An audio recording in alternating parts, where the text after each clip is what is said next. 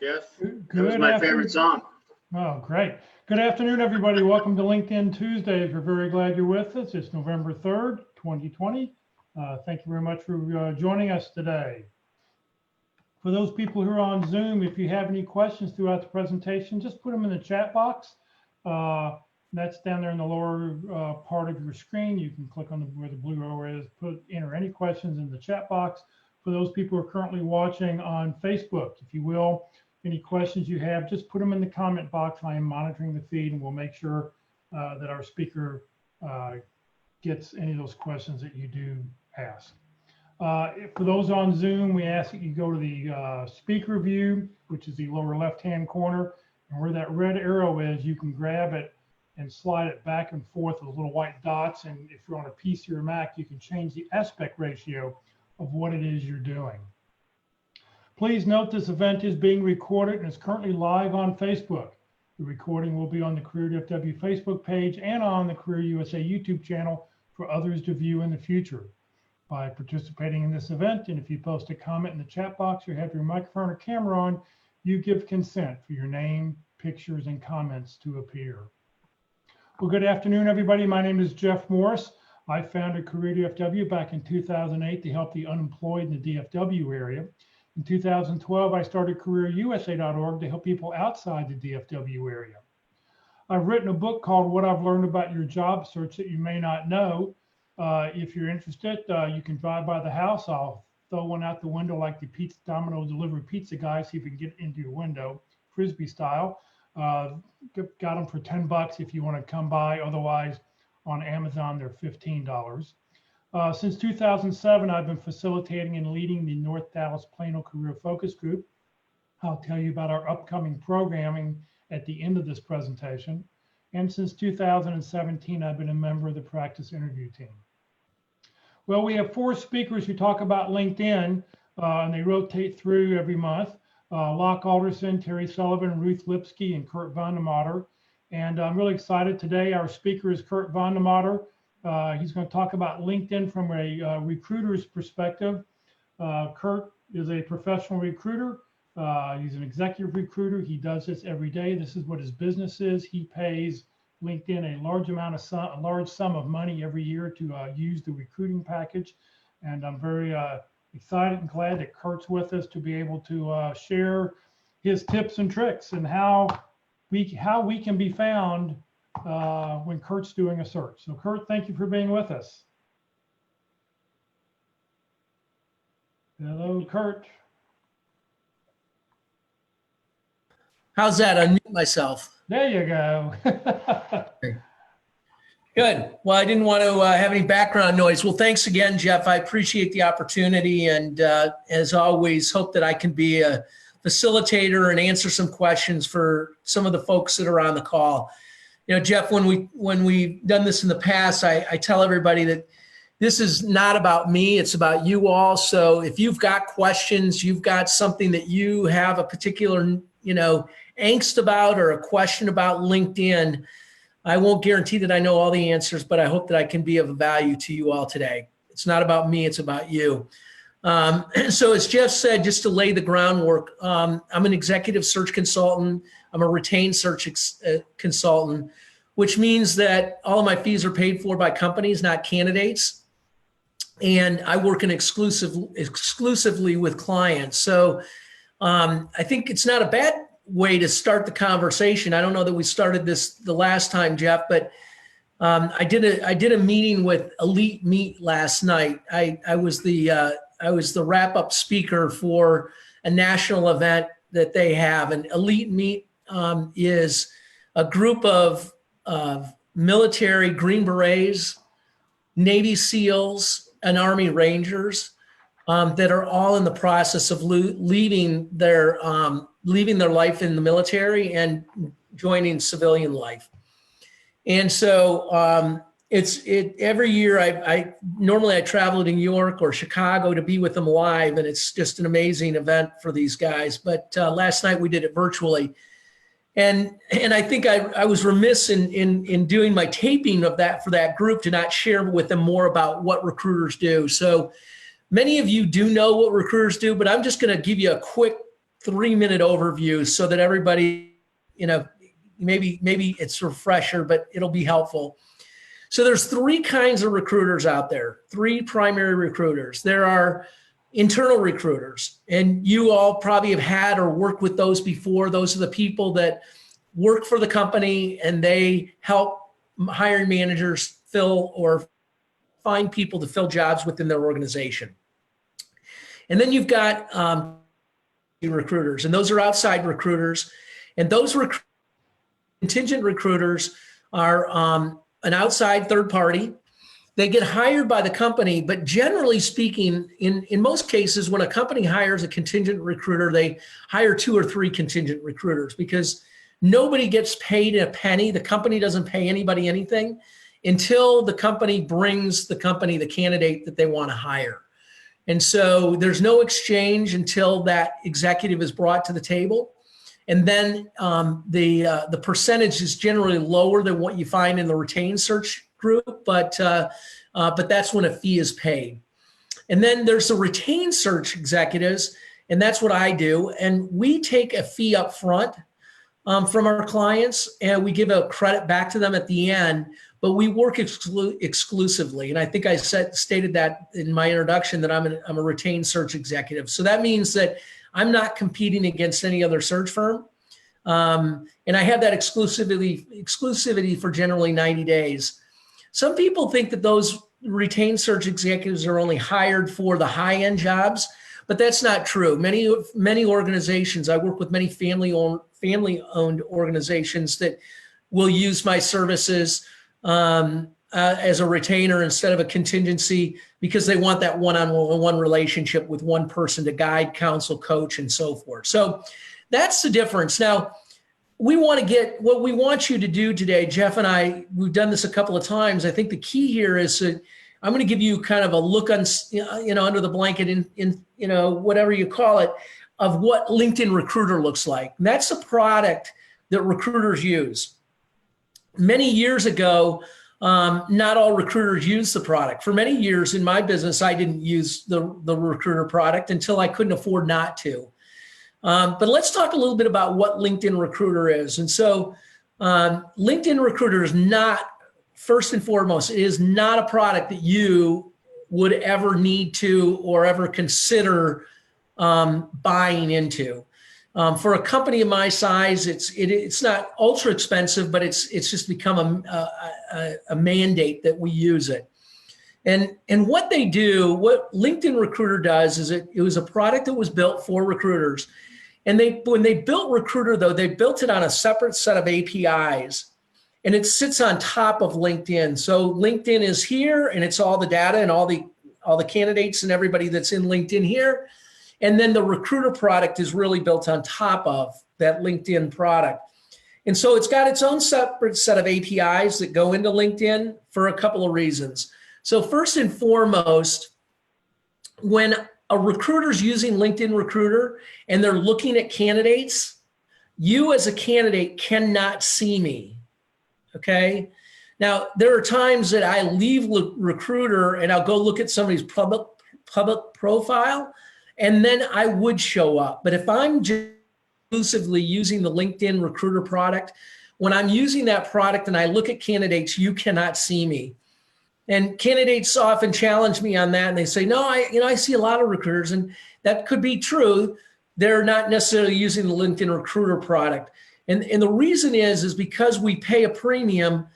And to give you an idea, when I'm doing a search, I can look at 100 to 200 profiles a day, maybe more. If I'm doing it all day, I could look at 400 or 500 profiles. And if I had that many people calling me all the time to say, hey, I saw you looked at my profile, what are you working on? How can I help you? It would be a complete distraction. I'd never get anything done. So that's why you can't see us. So it's built on a separate set of APIs. I can see the entire network. So there's nobody that I'm not connected to. But here's where the differentiator really comes in is that one of the things I coach candidates to do is in LinkedIn is if you're actively looking for a job, you are then at a point where you want to be reached, you want to be found. And so I want you to make it really easy for recruiters. So here's a suggestion that probably you've gotten before, but if you haven't, in the summary section, under your picture is where you summarize who you are and what you've done. In that summary section at the bottom, I highly recommend you put your contact information. And if you've got a question, you can look at my LinkedIn profile, and I've got my contact information at the bottom, and it clearly gives my email address and my phone number, okay? As a recruiter, I want companies to be able to find me when they are looking to fill jobs. Many times candidates find me as well, but that's okay because I'm here to help, and I hope that I can pay it forward in some way. But as a candidate, more importantly, you are at a point in your career right now where you want to be found. And so that is a differentiator for you as a candidate, because as a recruiter, I click on your profile and I see some of the things that I'm interested in, and I want to reach out to you. I want to be in touch with you. I want to have a conversation. The only option LinkedIn offers me at this point is to send you an in-mail.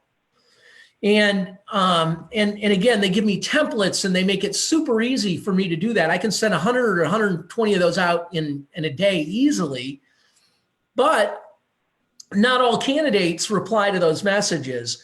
So when I click on somebody's profile, and before I go to sending them an in-mail, I always look at their full profile. I scan it within 5 or 6 seconds. And all I'm looking for is somewhere did they give me their email address or phone number, okay? If they did, score, because now I can call or directly email that candidate. I don't have to go through LinkedIn. As a recruiter, I want to get out of LinkedIn and I want to start having conversations with candidates. So huge differentiator. If you're not doing it today, highly recommend it. But let's go both sides, because I want to make sure that some of you may have a question immediately about, well, I don't feel comfortable putting my personal data out there. That's like way out there. I don't really want to do that right now. Well, I come back to the fact that you want to be reached, and so make it easy for people to reach you. LinkedIn is not Match.com, and you're not giving them your home address, and you're not giving them your spouse's phone number and email address. You're just giving them your own information.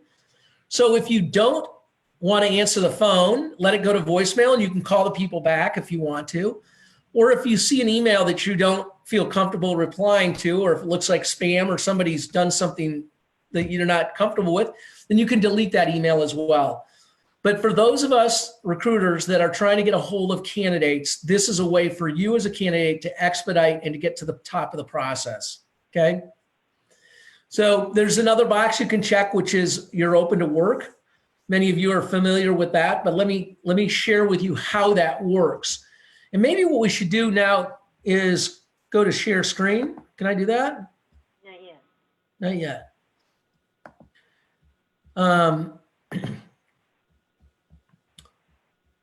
So I'm going to go exit full screen. I'm going to get down here. I'm going to start to pull it up.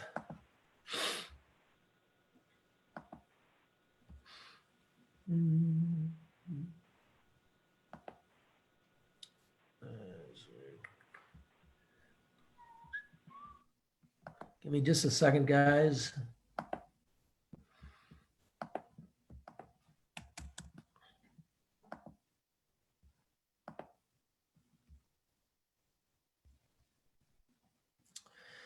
Okay, can I go to now? Yeah, you should be able to. So let's go back to the full screen. Let's go to share screen, and let's go down here to, let's see right here. Okay, everybody see that now? So this is just my regular LinkedIn, okay? Just like everybody else's, it tells me what's going on and, feeds that are coming across today and different things that are happening and, items and so forth. But over here, I've got this recruiter tab, okay? So that's where I click on recruiter. And when I click on recruiter, it gives me you're going to see the jobs that I've had open recently. And these are the jobs in a way for me to keep kind of my applicant tracking system as far as being able to keep a clipboard with jobs and candidates in it.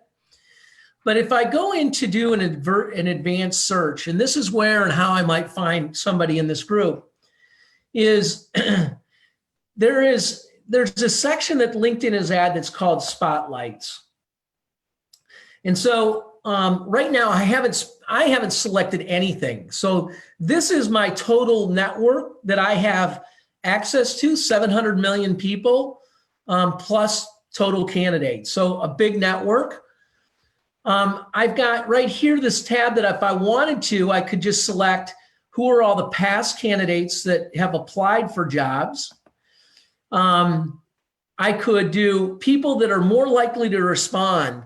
Has anybody in this group ever heard that LinkedIn keeps track of you, and when you do not reply to emails that people send to you, they put you in a box that's called that you are more likely not to reply, okay?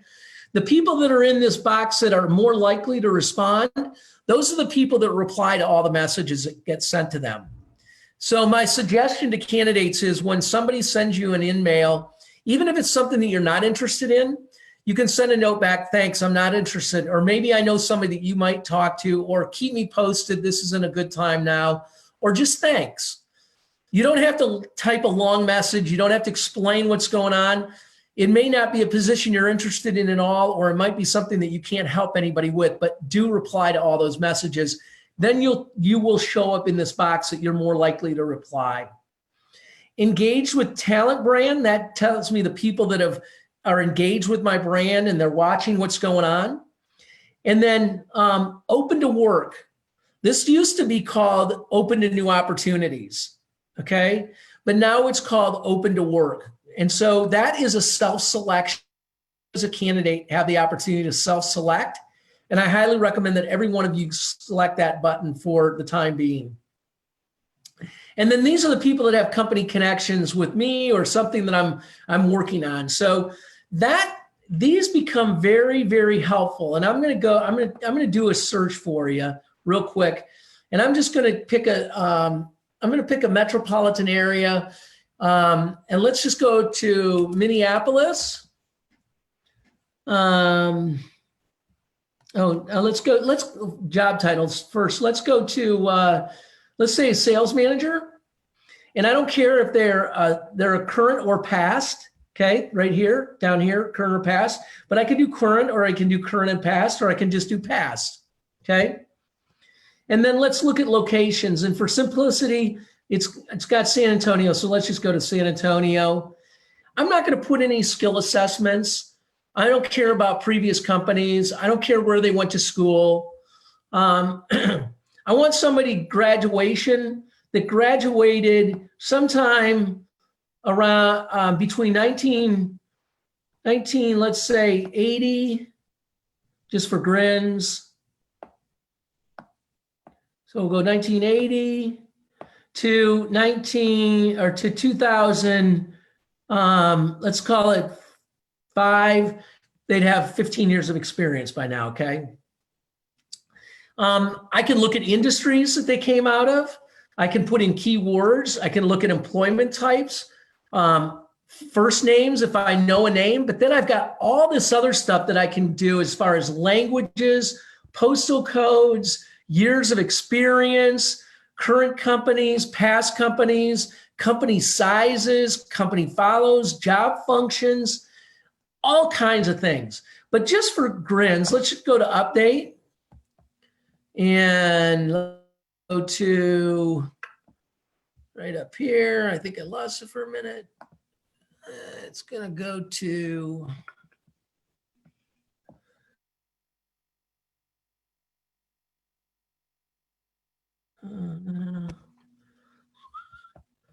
enter. Let's go. Let's see. I'm going to move this down here. There we go. Search. Sorry. You all were hiding my tab. Okay.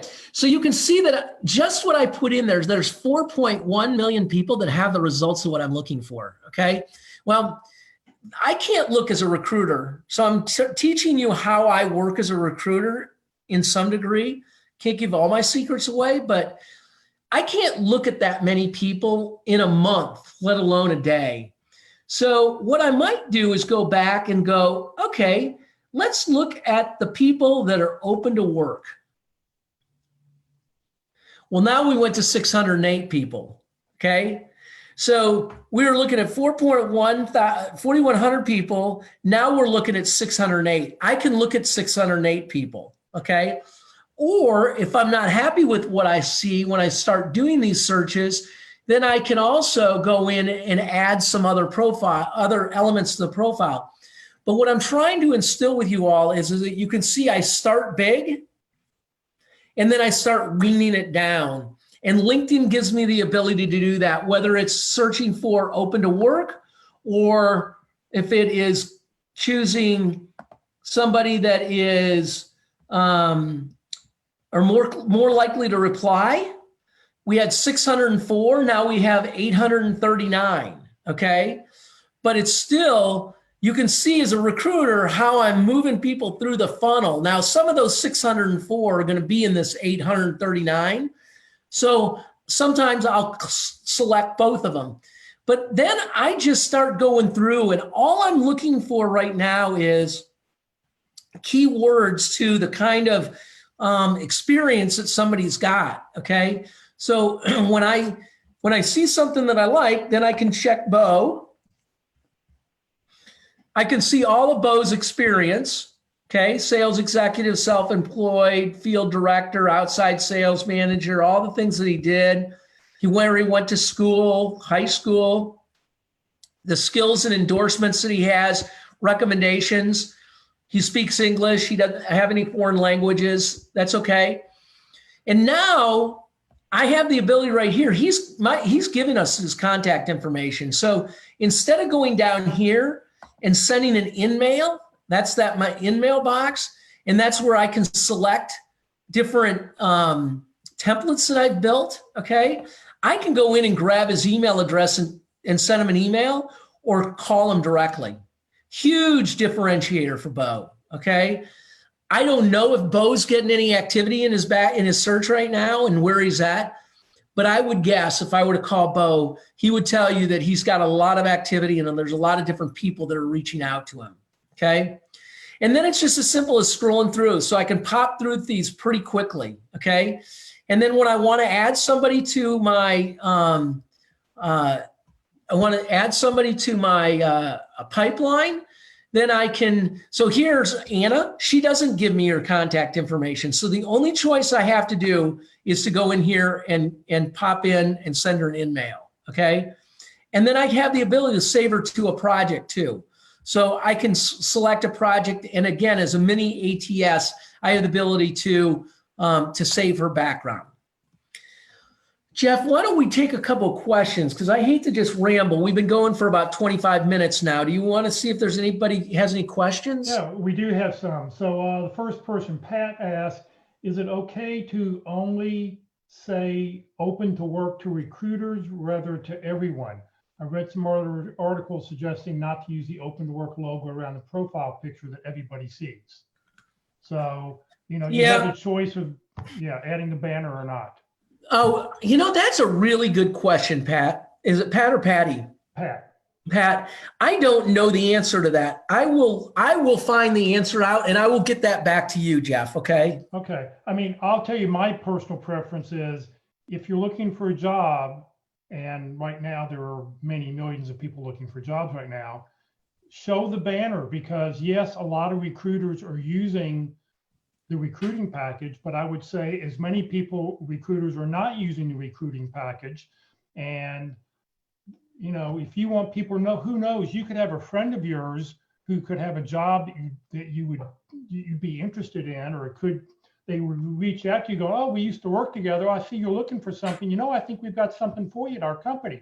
They may not even be a recruiter. So by showing that banner around your picture, I don't think there's anything wrong with it. I think that do you want a job? I think that's what it boils down to. If you're looking for a job, put it on. Yeah, no, I agree with you. And I think maybe the only other time that maybe it becomes questionable is if somebody's not in transition or they're not actively looking, but they're a passive active candidate. in that case, you may not want your coworkers that look at your profile to see that you're open to new work. So that may be the option. Regardless, I've always often wondered whether or not you had to put that. I call it the kind of the wreath around your picture. I'll find out from my LinkedIn advisor whether or not that's an option or not. And I'll send you a reply, Jeff, and you can pass it out to the group. Well, I do know there are two options. So the first option is you let recruiters only know. The second option is to let recruiters know and turn the banner on. So okay, you have the option to. Yep. And if you are actively looking, and I think most of the people on this call are actively looking for new jobs, I would turn it on and I'd turn the banner on. Right. All right. Let's see here. Another question. Let's see here. Pearson asked sort of the same question. Barbara asked, thoughts on the easy apply button. Is that a good idea or not? Meaning to go to the company, or should you just go to the company website to apply? So now, easy. Yeah. No, easy to is definitely a shortcut, and I highly recommend it because a recruiter that's working for a company has or another organization has put that link out there, and so highly recommend it. You'll get a lot of information about the company and who's hiring and the name of the company and so forth. But we talk a lot about networking and LinkedIn, and here's where the rubber meets the road, though. Is once you have applied for that job, it doesn't end because you hit apply. That's when the heavy lifting starts. So if you're trying to get a job at Procter & Gamble and you just hit apply for a account director role at Procter & Gamble, the next 24 hours as a candidate, you ought to be doing everything you can to uncover as many people that you know in your network or people that you know that know people at Procter & Gamble that you can get introduced to.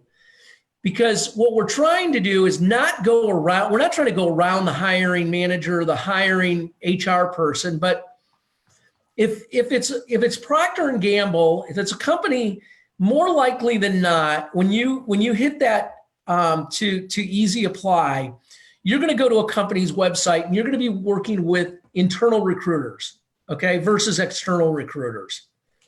And as much, I'll share the pitfalls of working with a guy like me, and I'll share the pitfalls of working with the contingent guys and the inside guys. The inside recruiters, I hate to say it, but they're really there to say no to you, okay?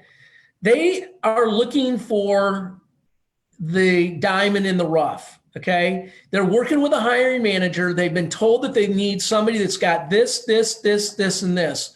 And if you don't have all 4 or 5 of those things, they're going to put you in the garbage can, okay?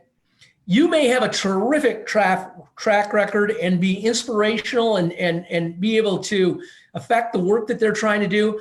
But because you don't check all the boxes, most of the time, internal recruiters will throw you or put you in a file that you don't want to be in.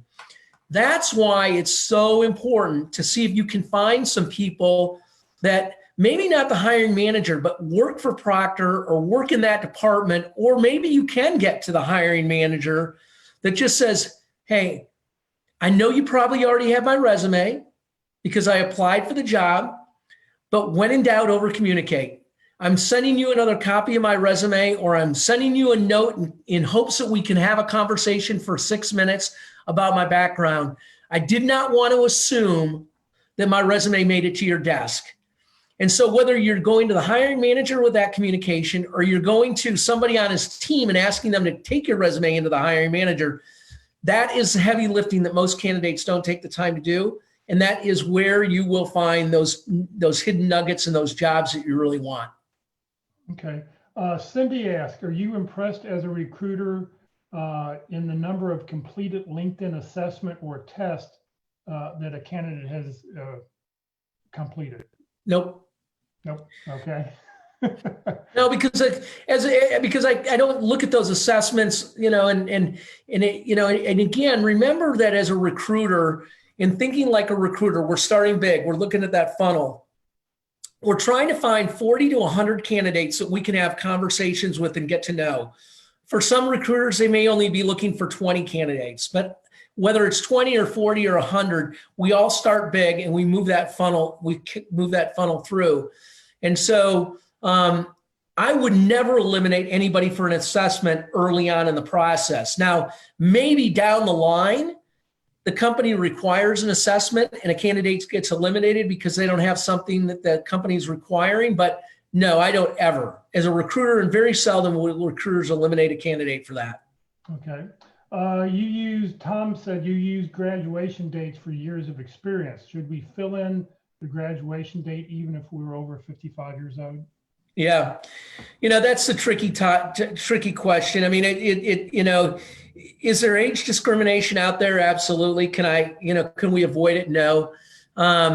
So I would, if you're only 50, 55 years old, you still have a lot of, leadway. If you're my age and you're 62, 65 years old, going on, moving up I'm getting older quicker. Then I might not necessarily try to hide it, but I might take a couple of those dates out. But what I tell people is, no matter what you do, I mean, I had a friend of mine, I'm a storyteller, right? A friend of mine that this was a number of years ago, he went and got his hair colored and he did all these great things. And he was trying to make himself look younger. But I said, Jackson, that's not his name, but Jackson, when you get in front of him, you can't hide the fact you're old. I mean, you can cover your hair, you can cover the wrinkles, and you can take a younger picture. But when you sit down in front of that hiring manager that's 40 years old and you're 60 years old, you can't hide it. So, why are we trying to hide it? Just be yourself. And if the company doesn't have the appetite to hire older people and they don't feel like you can be a contributor to their organization, then that's probably not where you want to work anyway. Okay. Let's see here. We've got some more. Let me let's see here. Should you a question was, are you able to see candidates who have their profile set not to public? So if their profile's, I guess, hidden, do you still get to see everybody's profile regardless of their settings, right? That's right. Okay, you get to see them all. Okay. Matthew asked, should you network for opportunities before applying and have a connection, submit your resume, LinkedIn profile, or apply first and then get those connections to get you pulled to the top of the stack? Great question. So it comes back to that question of, do you hit the apply button or do you network first? And I don't care what order you do it in, but within 24 hours, I would do both. If it's a company that you're fairly familiar with and you think you know some folks, then absolutely. Before I hit the apply button, I would definitely go try to see if you can get to a hiring manager or somebody internally. But within 24 hours, I would get my resume in that organization so that you can tell the hiring manager explicitly, I am not trying to circumvent the system. I'm not trying to go above and around anybody. But based on the conversations I've had, I feel confident that I can make an impact in your organization, and I'd like to have a 12-minute call with you. So be respectful, but within 24 hours, yeah, you do need to apply for the job. Okay. Craig asked, do you often use the filter engage with talent brand and dig into how the candidate has interacted with the brand? No, it comes back to, I just had a call. That sun is just right in my eyes. Sorry, guys. I'm going to move my desk a little bit over here. So I just had a call with a new client, and one of the questions that they asked me is, what is the depth of my network in the Dallas market in the advertising space? And I said, well, if you're asking whether or not I've ever worked with advertising agencies, yes, I have. How many jobs have I filled? Over the last 17 years, I've probably filled 20 jobs. Are they current? Probably not in the last 5 years. But let me tell you how I go about a search. It's not about my network. I use my network, people that are connected to me, the 7,000 people that I have in my LinkedIn network.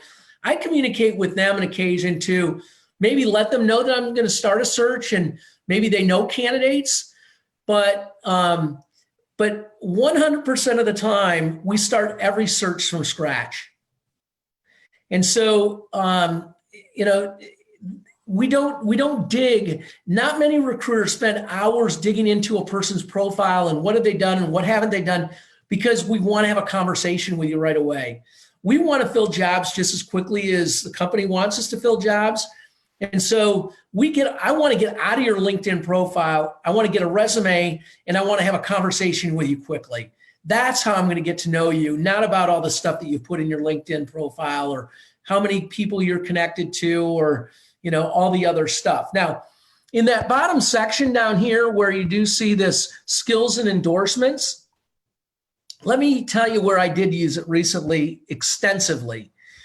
I was conducting a search for a manufacturing company, a heavy manufacturing company in Florida, and we had to have somebody that was a CNC machinist that had worked with lathes in their past, and they had to have leadership management experience. So CNC is very, very specific.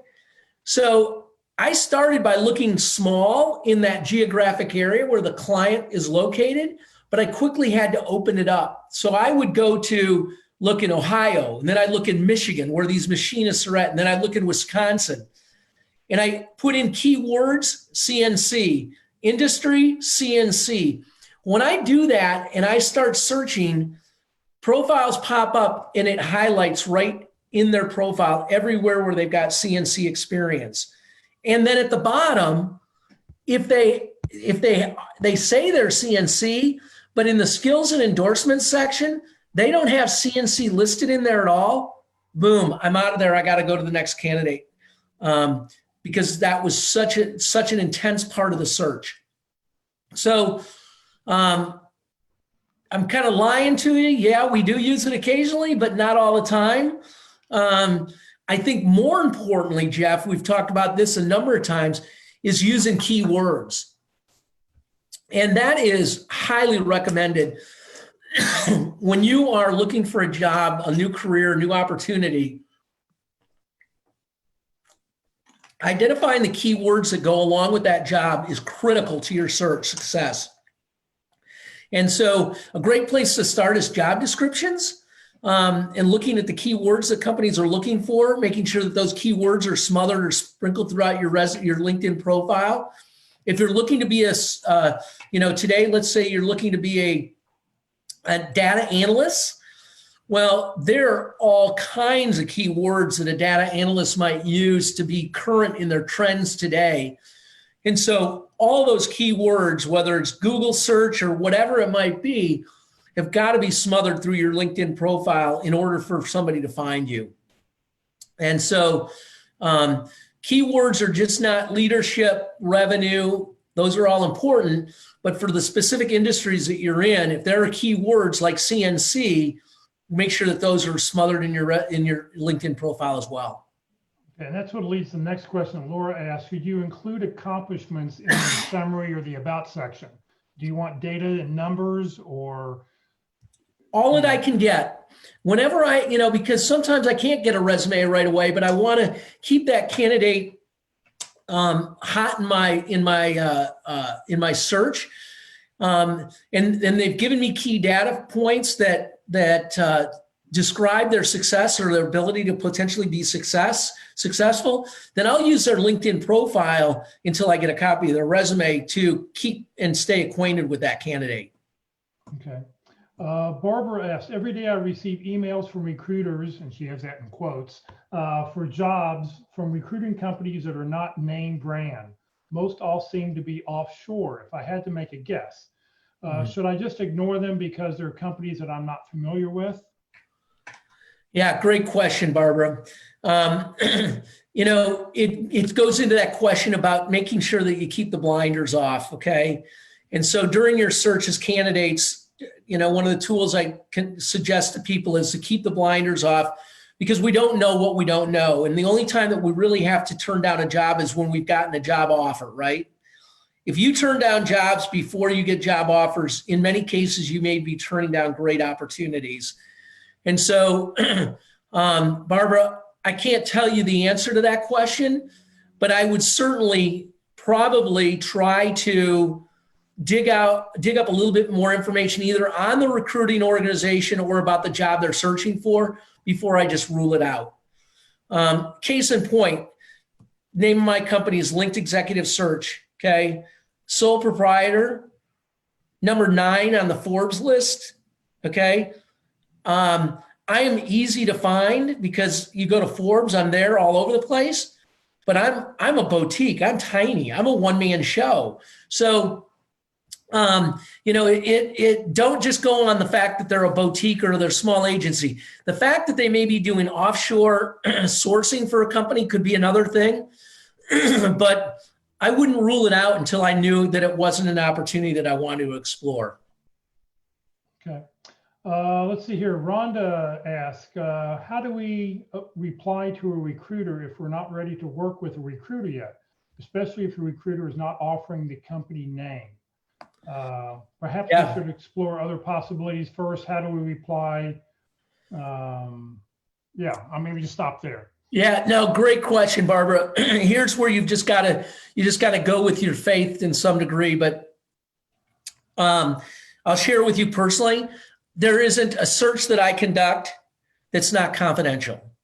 And so as a candidate, if you want to know the name of the company and I'm just starting the conversation to figure out if you're a candidate for that particular organization and you insist on having the name of the company, chances are you're going to be taken out of the candidacy pool because I can't give you that information. I'm not going to give you that information. My rule of thumb is with my clients is that I don't share company information with candidates until the company's decided that they want to talk to a candidate. That may be a lot longer than some of you have a tolerance for, and that may take you out of the race in some cases. But I would tell you that should not be you should not be offended by that. As recruiters, some don't want to share the name just because they're afraid you're going to go around their back. I don't share the name of the company predominantly because I haven't been given the right by the company to give or share the information about the role. And many of the jobs that I'm searching for are confidential. So in some cases, I even have to take it a step further and have to have you sign an NDA before I can tell you the name of the company. So again, I don't know what your tolerance is, but definitely don't use that as a benchmark if you can stand it. I think one of the keys to dealing with recruiters is finding out what kind of recruiter they are. I mean, yes. Like you talked about at the very beginning, you need to know if the recruiter's a retained recruiter, because then they're getting paid by the company or they've already gotten paid. That's right. They're working for the company's best interest. If they're a contingency recruiter, they could be anybody. It could be me just going on the internet, finding a job and going, who can I find, and try to get that person submitted. Right. If you're an internal recruiter, you're already inside the company. You're just trying to fill stuff. So I think you really need to find out when a recruiter reaches out to you, what kind of recruiter are they? I think that's a very important question right up front. Absolutely. Absolutely. Because again, now, and just to dig a little bit deeper into this whole recruiting thing is that the contingent recruiters, as we said, they don't get paid anything unless they bring the right candidate forward. And it used to be, I used to tell this story, and I don't know if recruiters do it anymore. I don't think they do as much as they used to maybe, but it used to be that recruiters would use candidates as a mechanism for selling. So if they found your background really interesting and you were on mark with the kind of jobs that they fill, they would have a tendency to send your resume. They take your name off of it and your contact information, and they send your resume to 150 different hiring managers that says, this is the kind of candidate that I've got access to, and I've got another 25 just like this in my network.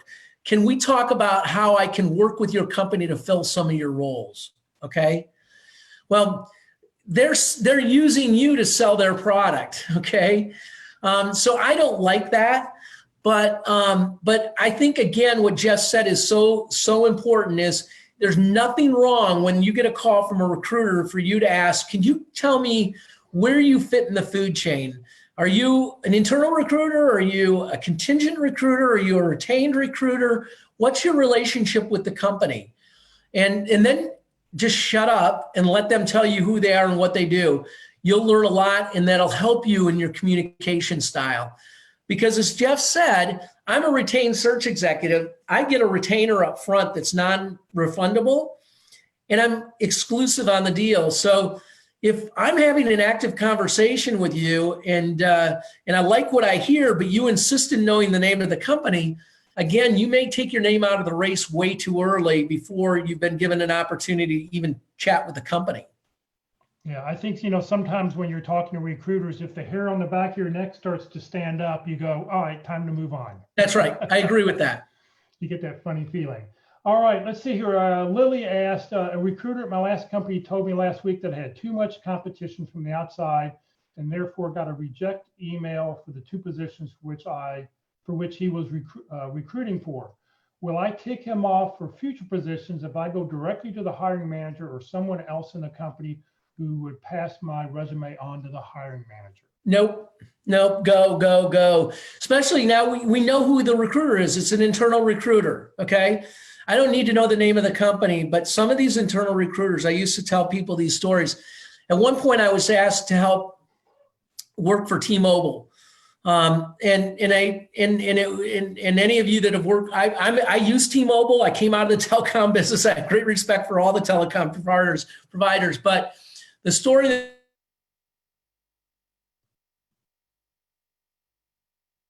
is fact is that those 70 to 80 jobs they're working on. And so, definitely the internal recruiters, if you hit a stop sign and you can find somebody else in the organization, run around that recruiter and go talk to the hiring manager as quick as you can. Okay. When I apply for a role, is it also worth sending the recruiter an email? It wouldn't hurt. It wouldn't hurt, but I think I would go past an email and I would try to figure out what their email nomenclature was and send them an email directly to their email address. I mean, everybody on this call knows that if you send an email to the wrong email address, they don't see it. It comes back to you, but you can, and I've done it before when I'm trying to reaching somebody, and I may send out 10 emails to that person before one of them actually goes through because I keep messing up first name, last name, first initial, last initial, So I would send an email first, or if I know the name of the company and I actually know the name of the recruiter, I would probably pick up the phone and call and leave a message that says, Sandy, I just filled out an application for a role within your organization. I'm sure that you'll be looking at that soon, and I look forward to talking to you in the very near future. And give them your name and email address in the phone message. Unless you're in sales, you have call reluctance. Everybody here would rather never to have to pick up the phone and talk to somebody. They just want to send in emails. So that's right. Pick up the phone and call somebody. You'll stand out. You will stand out. Differentiator. All right. Brad asked, back on Easy Apply, I've heard that I should edit my resume and cover letter to match the job description for keywords and to submit on a company's career page. But if I do Easy Apply, I cannot modify that application, correct? Correct. So yep. And what you just described is so critical. And again, I'm a storyteller. I won't go into the full story, but you have an opportunity today, y'all, to modify your resume. And so if the organization in the job description that you're looking at heavily emphasizes people management, strategic leadership, and building a strategic plan, but your resume currently doesn't highlight those, then I'd go back and make changes in my resume and make sure that it's got the things in there that they're looking for. And it's got those keywords, because their applicant tracking system is going to do the same thing. It's going to go through and screen to make sure that you've got the number of years of experience, that you've got the keywords that they're looking for. So absolutely take the time and modify your resume every time. And get that resume to somebody internal at that company so they will hand deliver it to the hiring manager or recruiter, because when you submit stuff to the ATS system, I mean, you have a less than 2% chance of you getting a phone call, no matter how well you match, just because ATS systems are broken. Any recruiter will tell you that. So Yep. if you can customize your resume, get it to somebody internal who can hand deliver it to somebody, you have I've heard almost a 50% chance of getting a phone call. No question. And that's Jeff, that's the heavy lifting that nobody wants to do. And a whole nother series, a whole nother call we could do is in selling yourself. Because, when I was in college, my professor would hand me the pen and say, sell me this pen.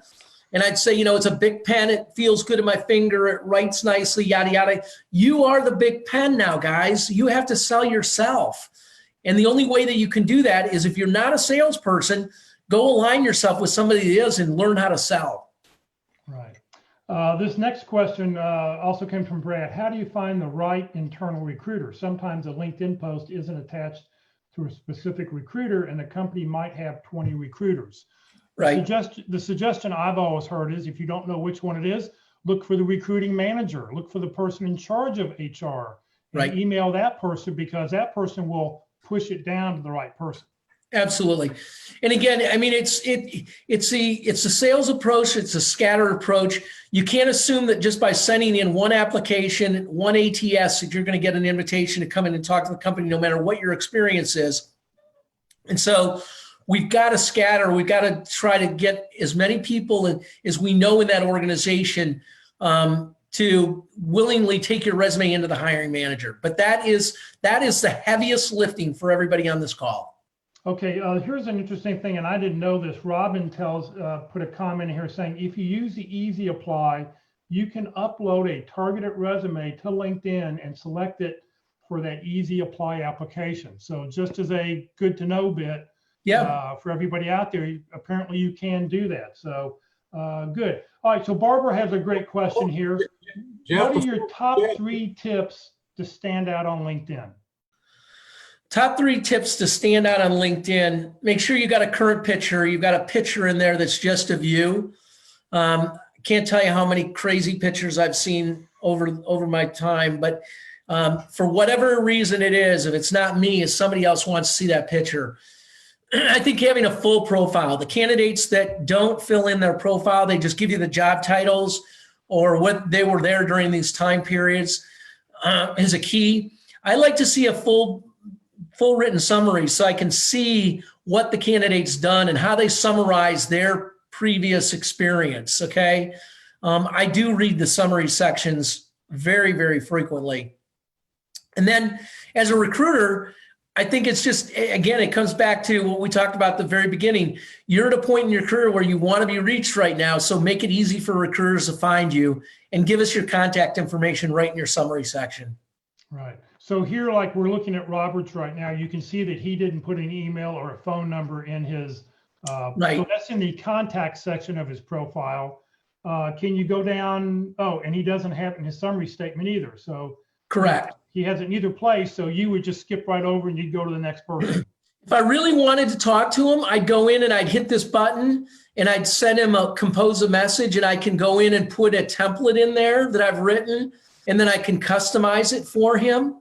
But I don't, when I was doing the CNC search, guys, ladies and gentlemen, I will tell you that I was sending out 70 to 80 messages a day, and I was probably only getting sometimes 2 and 3 replies a week. Now, again, that's a category. We're dealing with machinists. We're talking about a machinist. We're talking about industrial. That general group doesn't reply to messages like some of you will, but very, very frustrating. And then if I were to try to, what I normally have no problem doing is calling them at work. This is a machine environment. So I'm going to call into a machine shop and try to get this guy off the floor to come take a call from a recruiter. Not going to happen. So, the good news is machinists aren't looking for jobs right now because there's such a need for machinists right now that every one of them that wants to work is working. They don't have to give us your information, but for everybody on this call, highly recommend put your contact information in your summary section. Okay. I think we've made it through the questions that have come in so far. Any last bits of wisdom you'd like to share with us? No, I mean, I want you to know, that last couple minutes, we can talk about, first and foremost, people used to come to me, and they would say, we're getting ready to go to the holidays. And it was generally executives that I coach, because I do a lot of coaching on the side for people. And they'd come to me and they'd say, we just finished Thanksgiving and nobody hires during the holidays. It's really slow. So I'm going to start January 1st. And I want you to all hear me clearly. That is a bad decision. Another bad decision would be, we're in this COVID and companies are letting more people go and they're not hiring. Bad decision, okay? Yeah, AT&T did let 30,000 employees go, and they may let another 20,000 go. But those same managers that let all those people go, when they gave permission to HR to go in and release those 100 employees, they got 5 new recs that they got to open as well. Because there are skills that AT&T and these department leads have that they didn't have on their teams before, or if they had them and they weren't what they needed before. Secondly, communication and what you did during the COVID is critical. If you've been unemployed, that's okay. But have you done something else? Have you learned a language? Have you read books? You couldn't go travel, but what did you do? What did you do during the COVID is really important, that you're able to communicate that to customers and clients and people that are calling you. That's a differentiator. If you're running a company today, the chances are that you're going to have employees back in your office anytime soon, no matter who's elected today, is pretty slim. We all know that. So how do you effectively communicate? How do you build teams? How do you keep people motivated? How do you continue to hit your revenue targets? Those are all the questions that CEOs are asking. And even the most talented executives in some cases are being let go because they failed at that. They weren't successful in maintaining leadership, communicating with their teams, moving the ball forward, and being able to accomplish projects. And that's why they're being eliminated from their organization. So I want you to be able to talk succinctly, honestly, about what you did and how you accomplished it. And if you've got amazing communication skills, maybe use a different story to talk about how you use those skills to help another organization post-COVID. Right. All right. We had a couple more questions come in. Suggestions for the LinkedIn headline. What stands out? What do you recommend? Yeah, it's another tough question, because if you're trying to position yourself in multiple industries and if you're a finance person and you're willing to work in consumer packaged goods or technology, okay, you don't want to pigeonhole yourself. So use the key words, the differentiators that are what recruiters are going to be looking for in your specific field, but keep it short. Recruiters don't look at your headline. They're looking for keywords and accomplishments that you've had. They're not going to stop by just a headline. Okay. If I see a job on LinkedIn with an easy apply and the same job on a company website, should I apply using LinkedIn on the website or both? Both. Both. Okay. And then find somebody in the company who can hand deliver. That's right. Exactly. Take it to the next step. And again, you may decide in that category, Jeff, that before you hit the apply button for both of them, you may decide, because you know the name of the company, you went in and started your application, you know it's AT&T, take 24 hours to go find that hiring manager, a couple of those people, and get the ball going before you hit apply. Okay, good. Cindy asked if you're searching for two different job areas, can your keywords be confusing to recruiters? That's a good question. It can be, but probably not. That person may want to just reach out to me personally, and I'll see if I can give them some other coaching on that.